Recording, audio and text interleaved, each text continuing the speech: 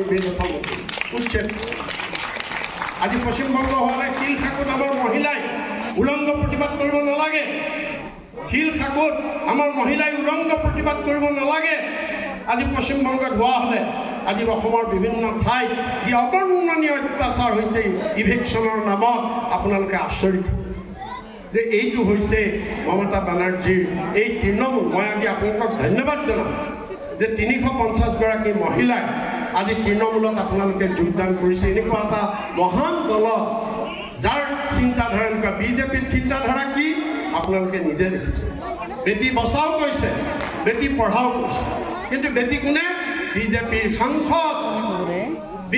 সাংসদ তেওঁই সেই আমাৰ ছোৱালীবিলাকক আমাৰ যিবিলাক ৰেছলাৰ মল্লযুঁজাৰু মহিলা তেওঁলোকক তেওঁ যৌন নিৰ্যাতন কৰিছে আপোনালোকে জানে কিমান আজি বিজেপিৰ এই ঘটনা আজি অসমতে আজি বিজেপিয়ে বেটি বচাও কৈছে কিন্তু বিজেপিৰ নেত্ৰীয়ে আজি সুইচাইড কৰিছে দুগৰাকী তিনিগৰাকী বিজেপি নেত্ৰীয়ে অসমত সুইচাইড কৰিছে আপোনালোকে জানে জোনমণি নাথৰ কথা জানে আৰু ইগৰাকী কি আছিল এইটো নামটো মই পাহৰি যে সুইচাইড কৰিছে বিজেপি আচ্ছা যি কি নহয়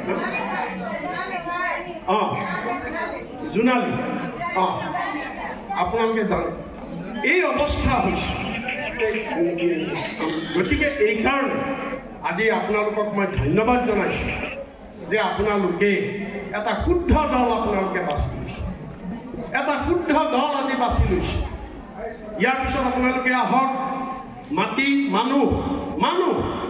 মানুহটো আমি সবেই মানুহ কিন্তু বিজেপিয়ে কি ৰাজনীতি কৰিছে তেওঁলোকে মানুহক লৈ ৰাজনীতি কৰিব লাগে মানুহৰ কাৰণে মানুহৰ উন্নয়নৰ কাৰণে ৰাজনীতি কৰিব লাগে মানুহৰ দৰিদ্ৰতা দূৰীকৰণৰ কাৰণে ৰাজনীতি কৰিব লাগে মানুহৰ নিৰাপত্তাৰ কাৰণে ৰাজনীতি কৰিব লাগে কিন্তু বিজেপিয়ে মানুহৰ কাৰণে ৰাজনীতি নাই কৰা কিহৰ কাৰণে কৰিছে ধৰ্মৰ নামৰ কাৰণে আজি ধৰ্মৰ নামত তেওঁলোকে কৈছে হিন্দুত্ব আমিতো আপোনালোক সব হিন্দু আমিও হিন্দু কিন্তু অকল হিন্দু কৈ থাকিলে মোৰ পেট ভৰিব নেকি যদি মোৰ ঘৰৰ ল'ৰা ছোৱালীক চাকৰি নিদিয়ে যদি মোৰ ঘৰত ৰাস্তা নহয় মোৰ যদি পানী নহয় ঘৰত খোৱা পানী মোৰ যদি বিজুলী নহয় তে মই অকল হিন্দু কৈ থাকিলে হ'ব নেকি আজি হিন্দুবিলাকৰ দাম কমাই দিছে নেকি বস্তুৰ তেওঁলোকে যে কৈছে হিন্দু আজি যে বস্তুৰ ইমান মূল্য বৃদ্ধি হৈছে হিন্দুৰ কাৰণে কমাই দিছে নেকি এইটো হৈছে বিজেপিৰ ৰাজনীতি তেওঁলোকে ধৰ্মৰ নামত বিভাজন কৰি মানুহক ভাগ কৰি ভোট লৈ তেওঁলোকে ৰাজনীতি কৰিছে কিন্তু মানুহৰ ৰাজনীতি কৰা নাই আৰু তাৰ বিপৰীত আমাৰ মমতা বেনাৰ্জীয়ে কৈছে কি যে আমাৰ শ্লোগান কি মাটি মানুহ মানে হৈছে কি আমি মানুহৰ কাৰণে ৰাজনীতি কৰিম মানুহৰ ধৰ্ম যিয়েই নহওক হিন্দু হওক মুছলমান হওক খ্ৰীষ্টান হওক সব এক ধৰ্মৰ মানুহ আমি কাকো ঘৃণা নকৰোঁ আমি সকলোকে ল'ম সকলোৱে মিলি আমি এক মানৱ সমাজ গঢ়িম মানৱ জাতি গঢ়িম আমি মানৱ সমাজৰ উন্নতি কৰিম ইমান সুন্দৰ চিন্তাধাৰা এইগৰাকী মহিলা নেত্ৰী আজি আপোনালোকে গৰ্ববোধ কৰিব লাগে যে ভাৰতবৰ্ষত 32খন ৰাজ্য এই 32খন ৰাজ্য 4খন কেন্দ্ৰীয় শাসিত অঞ্চল 36খন ক'তো মহিলা মুখ্যমন্ত্ৰী নাই একমাত্ৰ মহিলা মুখ্যমন্ত্ৰী ক'ত আছে পশ্চিমবংগত আছে আপোনালোকৰ দৰে গৰ্ববোধ কৰিব লাগে যে বিজেপিয়ে বেটি বচাও কৈছে কিন্তু এজনী মহিলা মুখ্যমন্ত্ৰী কিয় দিয়া নাই আজি তেওঁলোকে এগৰাকী মহিলা মুখ্যমন্ত্ৰী তেওঁলোকে ইমানবিলাক ৰাজ্যত চৰকাৰ হ'ল দিব পৰা নাই কিয় দিয়া নাই কিন্তু তৃণমূলে মহিলাক কেনেকৈ সন্মান দিছে যে কেনেকৈ আজি সন্মান দিছে আপোনালোকে নিজে দেখিছে এইকাৰণে আজি মমতা বেনাৰ্জীৰ জীৱন আপোনালোকে জানে যে এই চিনেমাখন দেখুৱালে আপোনালোকে দেখিছে যে আজি মমতা বেনাৰ্জী আপোনালোকে টিভিত দেখিছে কি পিন্ধে এযোৰ হাৱাই চেণ্ডেল এগৰাকী চিফ মিনিষ্টাৰ তেওঁ কি দামী চেণ্ডেল পিন্ধিব নোৱাৰে তেওঁ ডিঙিত হীৰাৰ চেইন লগাব নোৱাৰে তেওঁ ডিঙিত সোণৰ চেইন লগাব নোৱাৰে নৰেন্দ্ৰ মোদীয়ে 2 লাখ টকাৰ পেন 1.5 লাখ টকাৰ ষ্টল লৈ ফুৰে দিনটোত 4বাৰ কাপোৰ সলায় নৰেন্দ্ৰ মোদীয়ে তেওঁৰ যিগৰাকী তেওঁৰ মেকআপ মেনৰ দৰমহা কিমান জানে? 5 লাখ টকা।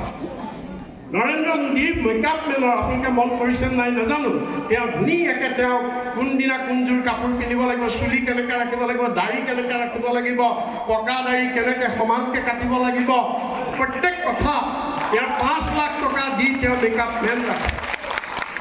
মেন ৰাখে। কিন্তু মমতা বেনাৰ্জী এযোৰ হাৱাই চেণ্ডেল, এখন বগা কটনৰ শাৰী এই লৈ এটা সহজ সৰল জীৱন তেওঁ মুখ্যমন্ত্ৰী তেওঁ নোৱাৰে নেকি? কিন্তু তেওঁ কি কৈছে? তেওঁ কৈছে যে নহয়, মোৰ মাতৃসকল, মোৰ দুখীয়া ৰাইজ যোন যেনেকৈ আছে মই তেওঁলোকৰ লগত সমানে থাকিম। মই হ'ব পাৰোঁ মুখ্যমন্ত্ৰী, কিন্তু মই বিলাসী জীৱন মই যাপন নকৰোঁ। মোৰ লক্ষ লক্ষ মহিলাই যেনেকৈ কষ্ট কৰি আছে ময়ো তেনেকৈ সাধাৰণভাৱে থাকিম। ই আদৰ্শ। আজি আপোনালোকে জানে মুখ্যমন্ত্ৰীৰ বিৰাট ডাঙৰ অট্টালিকা, আমাৰ মুখ্যমন্ত্ৰীৰ অট্টালিকা, চবৰে অট্টালিকা, চৰকাৰে দিয়ে অট্টালিকা, চৰকাৰৰ পৰা পায়। কিন্তু আমাৰ মমতা বেনাৰ্জীয়ে এই চৰকাৰী অট্টালিকাত নাই থকা। আপোনালোকে জানেনে তেওঁ নাই থকা? তেওঁ কৈছে কি, মই হ'ব পাৰোঁ মুখ্যমন্ত্ৰী, মোৰ কাৰণে চৰকাৰে অট্টালিকা দিছে সঁচা, কিন্তু মই ইয়াত নাথাকোঁ। কিয়? হাজাৰ হাজাৰ লাখ লাখ মহিলাই এনেকুৱা ঘৰত থাকিবলৈ পোৱা নাই। তেওঁলোক যেনেকুৱা সাধাৰণ ঘৰত আছে ময়ো তেনেকুৱা সাধাৰণ ঘৰত থাকিম। আৰু সেইকাৰণে তেওঁৰ দেউতাকৰ কালীঘাটত উচলীয়া টিন পাতৰ চাই আহিব আপোনালোকে। কলিকতা গ'লে কালীঘাটৰ লগত উচলীয়া টিন পাতৰ আছাম টাইপৰ, আমাৰ ইয়াত আছাম টাইপ বুলি কয়, সেই আছাম টাইপৰ দীঘলীয়া ঘৰ, সেই দীঘলীয়া ঘৰত তেওঁ থাকে। তাতেই মুখ্যমন্ত্ৰীৰ তেওঁ বাসভৱন বনাই দিছে। গতিকে এনেকুৱা এটা আদৰ্শ। আৰু সেইকাৰণে আজি একেৰাহে 15 বছৰ পশ্চিমবংগৰ মানুহে তেওঁ নিৰ্বাচিত কৰিছে মুখ্যমন্ত্ৰী। গতিকে সেইকাৰণে মই আজি আপোনালোকক ধন্যবাদ জনাইছোঁ, মহিলা অভিৱৰ্তন। আৰু সেইকাৰণে মই মহিলা সম্পৰ্কীয় এইকেইটাই কথা আপোনালোকক মই অৱগত কৰিব খুজিছোঁ। আপোনালোকে এটা শুদ্ধ সিদ্ধান্ত লৈছে। আৰু এতিয়া আমাৰ দেশৰ আটাইতকৈ প্ৰধান শত্ৰু হৈছে বিজেপি। আটাইতকৈ হ'ব পাৰে। আজি তেওঁলোকে 3খন ৰাজ্যত জিকিছে, অলপতে হৈ যোৱা নিৰ্বাচন, এইটো ডাঙৰ কথা নহয়। কিন্তু আটাইতকৈ ডাঙৰ আমাৰ শত্ৰু আজি বিজেপি। কিয় আপোনালোকে জানেনে? আজি বিজেপিয়ে মহিলাৰ ওপৰত চবতকৈ প্ৰথম আক্ৰমণ আজি মহিলাৰ ওপৰত কৰিছে। কেনেকৈ? মহিলাই ঘৰ চলায়, মহিলাই পাকঘৰ চলায়, কিন্তু আজি তেওঁ বস্তুৰ দাম এনেকুৱা আকাশলংঘী কৰিছে, আমাৰ মহিলাবিলাকে আজি পাকঘৰ চলাব পৰা হ'ল। আজি আপোনালোকে দালিৰ দাম 60 টকা আছিল, মানুহে ভাবিলে 30 টকা হৈ যাব। গেছৰ চিলিণ্ডাৰৰ দাম 400 টকা আছিল, মানুহে ভাবিছিলে 200 টকা হৈ যাব। সেইকাৰণে বিজেপিক ভোট দিছিল। আৰু আজি বিজেপি আহি এই 200 টকা 400 টকাৰ চিলিণ্ডাৰ 1200 টকা কৰিলে।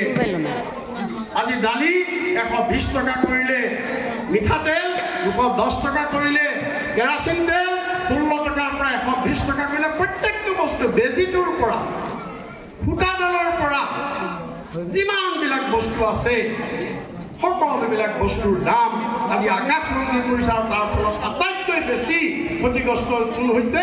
আমাৰ মহিলাসকল হৈছে। কাৰণ পাকঘৰ চলাব আজি পৰা নাই বহুতে, ল'ৰা ছোৱালীক ভালকৈ খুৱাব পৰা নাই অভাৱত, নিজৰ ল'ৰা ছোৱালীক ভালকৈ খুৱাব পৰা নাই। আজি মাতৃবিলাকে আজি এই নিৰ্যাতন আমাৰ মহিলাসকলৰ আজি সেইকাৰণে আজি আমাৰ আটাইতকৈ ডাঙৰ শত্ৰু হৈছে আজি আপোনালোকে জানে যে আপোনালোকে গম পাইছে আমাক অৰুণোদয় দিছে, আমাক চবকে অৰুণোদয় দিছে। কিন্তু কিমানক দিছে? অৰুণোদয় দিছে চৰকাৰী হিচাপে 15 লাখ মহিলাই পাইছে অৰুণোদয়। 15 লাখ মহিলা। অসমত 3,45 লাখ মানুহৰ আধা মহিলা এতিয়াও 60-70 লাখ মহিলাই অৰুণোদয় বিচাৰি হাবাথুৰি খাই ফুৰিছে, কিন্তু পোৱা নাই। কিন্তু কৈছে কি অৰুণোদয়। ঠিক আছে অৰুণোদয় দিছে কিন্তু আমাক কেনেকৈ ডকাইত কৰিছে